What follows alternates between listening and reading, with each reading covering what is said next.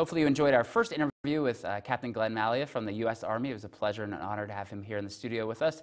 Up next we have Kelly Kochamba here from the FBI. Kelly, thanks so much for being here with us today. Thanks for having me, Tom. And I just wanted to kind of start off, it sounds like, you know, within your career, the great things that you get to do at the FBI, it almost sounds like a dream job. How did you end up doing what you're doing with community affairs, community outreach with the FBI? Well, it's kind of a crooked road. I started out, I majored in Spanish and English, Spanish and economics at Ohio University in Athens, Ohio. And Spanish, being bilingual, has kind of followed me throughout my career into the place that I am today. I studied abroad in Merida, Mexico for a while through that program, and then I came to the Pittsburgh CATS University, University of Pittsburgh CATS Graduate School of Business, and I through that program I studied in Barcelona, Spain for a while, and I got my MIB, which is the Masters of International Business, and my MBA there. And during that, I found a federal job. I worked in the private sector. I worked at the Alphabet Corporation, which is a subsidiary of the automotive industry, General Motors, Delphi. I did supply chain there for a while. Came to Pittsburgh in 2005 and started working at the Office of Personnel Management, which was my first federal position. And there, I was a translator for about 3 years, and a position at the FBI opened up as the training and liaison specialist. And what I did there was I was the liaison for training events through local law enforcement in the FBI. And now, as the community outreach specialist, I'm the liaison for the private sector, which consists of businesses, corporations, youth groups, etc., between the private sector and the special agents and professional staff at the FBI. That's great. And it seems like you always have your hands on terrific things going on here in the community. The way that we got to know each other just about a year and a half ago, 2 years ago, was through Special Olympics. I'm very honored to serve on the statewide board. You are very active here, the local chair with the Polar Plunge. Tell us a little bit about how the FBI's involvement in Special Olympics and in the Polar Plunge that we've had here the last few years. Well, the Special Olympics is partnered with law enforcement nationally and internationally.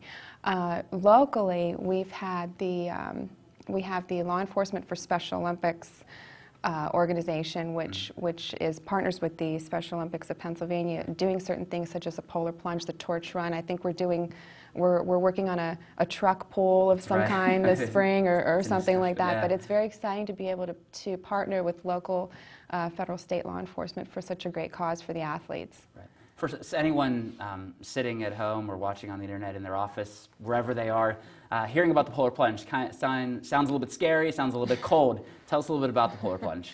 The Polar Plunge was, this was our second year.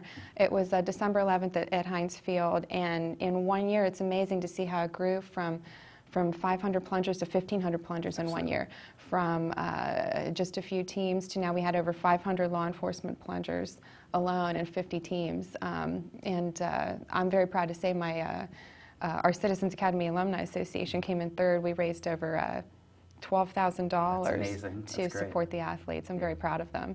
You should be very proud. That's amazing. So tell us more about the Citizens Academy. I've heard about the FBI Citizens Academy. It seems like a great program here in the region to really get people entrenched with the FBI, figure out what's going on, ways that they can give back and be active. What is the Citizens Academy? The Citizens Academy is an 8-week program that we host every year. We're in our 13th year now in 2012. We host it at the Pittsburgh FBI field office every March and April for 8 consecutive weeks. And the purpose of the program is twofold. For the public sector, it's available for the public sector to have an inside look at the FBI and the internal operations, and also to meet some of the special agents and professional staff and learn from them about how we investigate the task forces we work on. And for us at the FBI, it's an opportunity for us to build the foundation of relationships with the public sector that we need to raise awareness for the community and all the different things that we do, and create that ambassadorship that we're looking for. It sounds like a great program. And then after community leaders finish the 8 weeks, then they go on to be part of the Alumni Association and stay really active, and that's the group that actually helped raise the $13,000, right? So what other things does the Alumni Association do?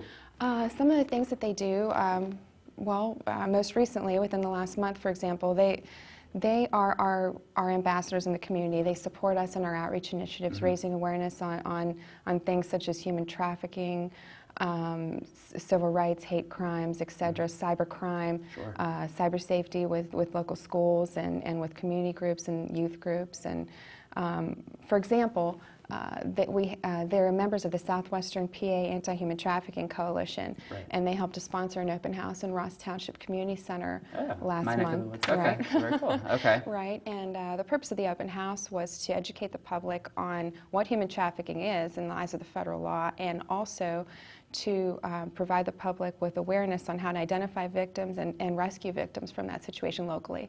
Okay. So, and then they do other initiatives such as the Special Olympics Polar Plunge, and they're working on hate crime forums in the future, and they're also working on an Adopt a School program in the future to raise awareness on cyber safety for area youth and teens. So they're a very active group. So if people in the community are interested in learning more about all of your initiatives, what's the best way? Is there a website to check out, or what's the best way to learn about? They can contact me. They can check what the alumni have been doing at http://PIT.FBICAA.com. Okay.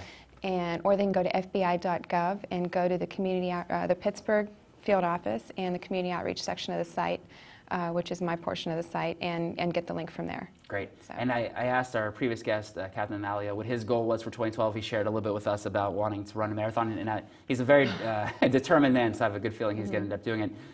In setting goals for 2012, did anything come to mind for you?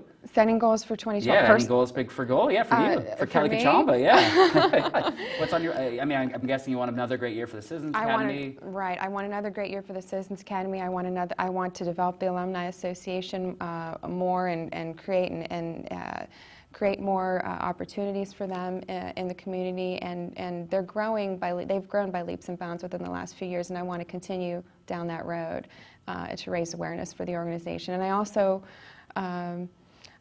want to have a good class this year in March and April. So that's a good goal. All right, excellent. Well, Kelly Kochamba, thanks for all the good that you're doing here with the FBI and through Special Olympics and all the initiatives that you have going on with the FBI. And we're just thankful to have you as a friend and on the show here today. Thank you, Tom. Okay, that was Kelly Kochamba. Our next guest is going to be Lindsay Smith. She's the author of Good Food and Good Moods. She'll be back with us in just a minute.